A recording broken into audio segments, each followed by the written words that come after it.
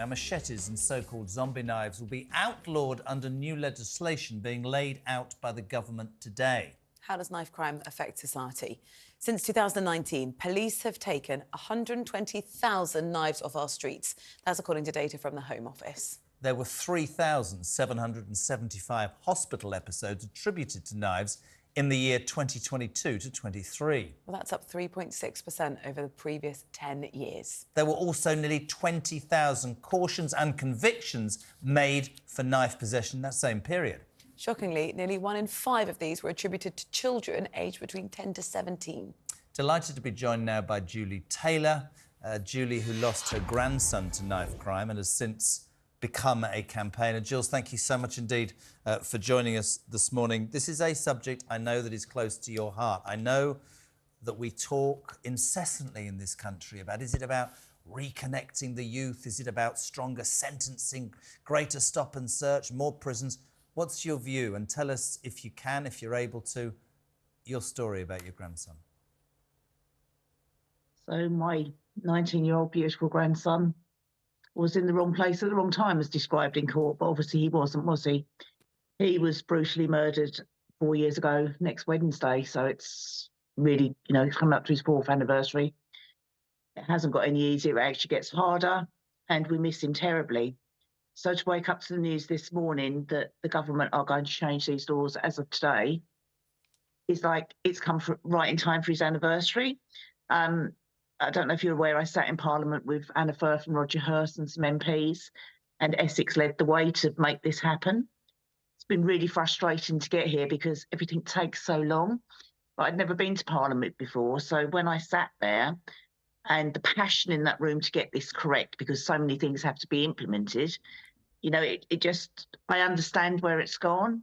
It won't bring Liam back and it won't bring any of the other angels that have been taken, but we've now got light at the end of the tunnel. This is just a monumental moment today, isn't it? It's the best news we could have ever had. Can I just say quickly, Anna Firth, who has spearheaded this with others, is actually going to be on in a tick after you, Julia. Julie, excellent. Tell us what... I think there's so much confusion. If you don't understand this world, how it is that teenagers, young people are getting involved in these situations where then a weapon of that nature gets brought out and someone loses their life. Can you, if you don't mind, tell us what it was that happened to your grandson?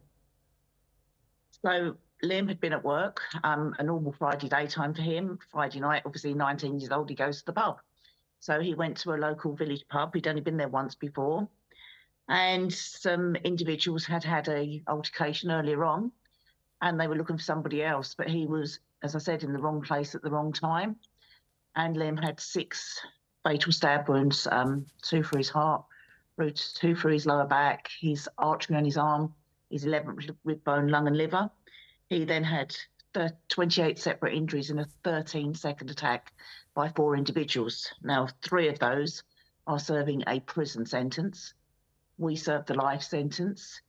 In Liam's memory, I campaign, I talk to absolutely everybody. I go into schools, colleges, prisons, unis, absolutely everywhere. I fundraise for life-saving equipment, and luckily enough, for 6 people in Essex, 5 of the equipments have helped save 6 lives. So Liam won't die in vain. We won't let him die in vain. He was brutally taken for us, and we're never going to see him get married, have children.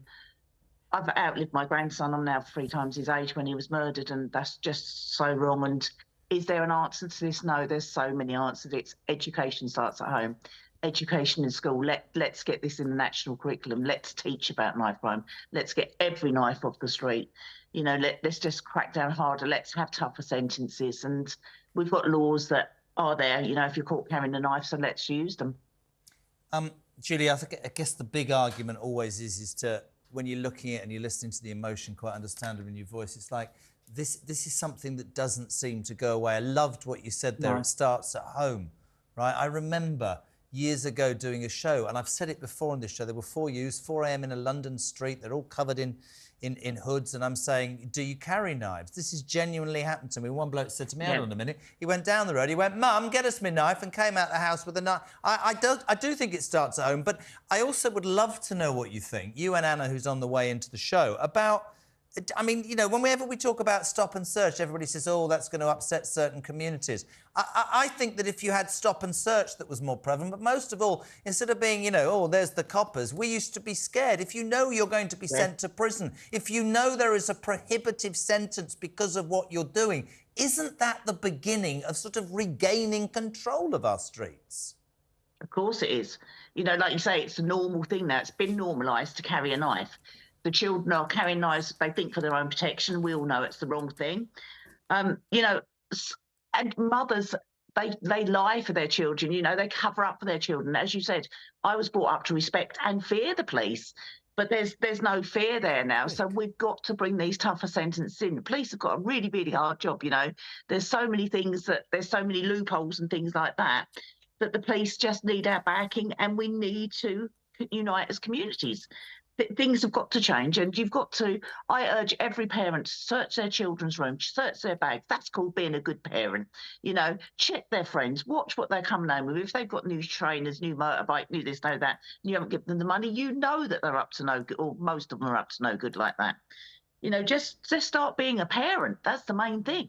Completely. In the studio with us is the MP, Anna Firth. Thank you so much. Thank you, Anna. Can you explain to us what changes? This loophole's been tightened up. If someone is caught with a knife, one of those zombie knives, what's going to happen? So I just want to give you the context here, because this loophole has been tightened up because of a case which I brought to Parliament, not this Christmas, Christmas before, between Christmas and New Year.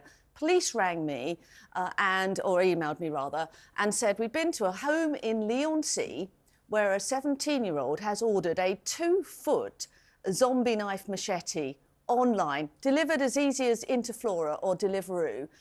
And because this knife, huge killing knife, did not have any violent images on the blade or handle, they couldn't automatically seize that. Now, as a new MP, I said, this has got to be wrong. Raised it in Parliament 10 times, went to see the Home Secretary, hence we had the consultation, and hence here we are now, today, about to close this loophole. Now, the reason we have to keep doing this is because reckless retailers are clever. Of course they are. It's an iterative process. We have to, every few years, update the law and make sure we are giving the police the powers to take the most dangerous weapons straight out of people's homes so they're not even on our streets in the first place. That's one part of it, but yes. Responsible for knife crime is not just reckless retailers, is it? It's a, you know, it's a cultural problem. It's the fact that children, teenagers think they'll be safer to go out with a knife than without one.